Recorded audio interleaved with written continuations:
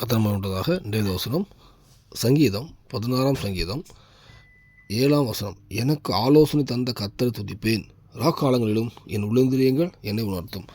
கத்தனமானதாக இந்த வசனத்தை சொல்லும்போது எனக்கு ஆலோசனை தந்த கர்த்தரை துதிப்பேன்னு சொல்லிப்பார். இன்றைக்கி உள்ள காலத்தில் ஒரு பெரிய இதே ஆலோசனை தான். எல்லோரும் யார்கிட்டையும் ஆலோசனை கேட்பாங்க. வேதத்தில் பார்த்திங்கன்னா ரெகோபயாம் ஒரு ஆலோசனை அவருடைய நண்பர்கிட்ட கேட்பார், ராஜ்யமே பிரிஞ்சு போயிடும். ஆலோசனை இன்றைக்கி பூமியில் ஒரு பெரிய விஷயம். ஆக்சுவலாக நம்ம யார்கிட்ட ஆலோசனை கேட்போம்னா நமக்கு ஃபேவராக பேச ஆலோசனை கேட்போம்.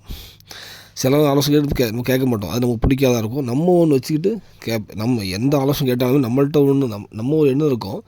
அதுக்கு இசைவாக யாராச்சும் சொன்னாங்கன்னா நம்ம ஒத்துட்டு போயிடுவோம். நீங்கள் மனசில் இப்படி தான் இருக்காங்க. ஆனால் வேதம் சொல்லுது எனக்கு ஆலோசனை இந்த கத்தை துதிப்பேன்னு சொல்லி தாவீது சொல்கிறார். தாவீது வாழ்க்கையில் பார்த்திங்கன்னா அவர் கத்தட்ட ஆலோசனை கேட்டு தான் பண்ணார். அதான் கத்த இருதயத்தை ஏற்றவன்னு சொல்லும்போது ஒவ்வொரு விஷயம் அவர்கிட்ட கேட்டு கத்தோடைய இருதயத்தில் என்ன இருக்குதோ அதை இவர் வாழ்க்கையில் எடுத்தார். இவருடைய எண்ணத்தை இவருடைய ஆசையை கத்தட்ட திணிக்கலை.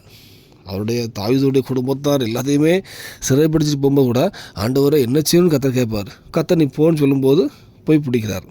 இந்த வேலையில் நம்ம யார்கிட்ட ஆலோசனை கேட்குறோம், நம்ம நிதானித்து பார்ப்போம்.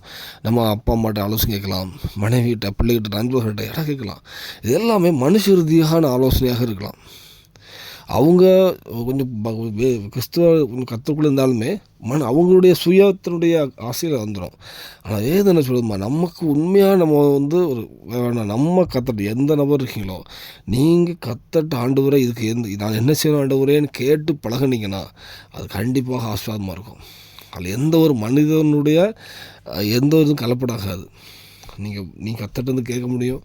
அந்த அனுபவத்துக்கு நீங்கள் வரும்போது உங்கள் வாழ்க்கையில் எந்தெந்த விஷயத்துல பிரச்சனையாக இருக்கோ எல்லா பிரச்சனைக்குமே அங்கே ஒரு சொல்யூஷன் வச்சுருப்பார், ஒரு ஆலோசனை கொடுப்பார். இந்த பூமியில் எல்லா விஷயத்தையும் சாட்சியுள்ள வாழ்க்கை, ஒரு சமாதான உள்ள வாழ்க்கை, ஒரு ஜெயமுள்ள வாழ்க்கை கற்று தருவார். பரலோகத்துக்கு ஆயத்தப்படுத்துவார். இன்றைக்கி அர்ப்பணிப்போம். தேவனுடைய ஆலோசனை கேட்க நம்ம இருதயத்தை சாய்ப்போம், காதுகளை திறந்தருளும், கத்தட்ட கேட்போம், அதை வாஞ்சிப்போம். அவர் சொல்ல ஆலோசனை செய்யறதுக்கு முழுமன செய்வோம். நம்ம கத்தட்ட கேட்கறதில்ல, அவர் சொல்கிறத செய்யறதுக்கும் ஆயத்தமாக இருக்கணும். வச்சுட்டு கேட்போம், செய்வோம், சாட்சியாக வாழ்வோம். பூமியில் ஆசீர்வாதத்தை வாழ்க்கை தருவார், பரலோகத்துக்கு ஆயத்தப்படுத்துவார். அர்ப்பணிப்போம். தேவ கிருபை செய்வாராக. இயேசு கிறிஸ்துவின் நாமத்தினாலே ஆமென்.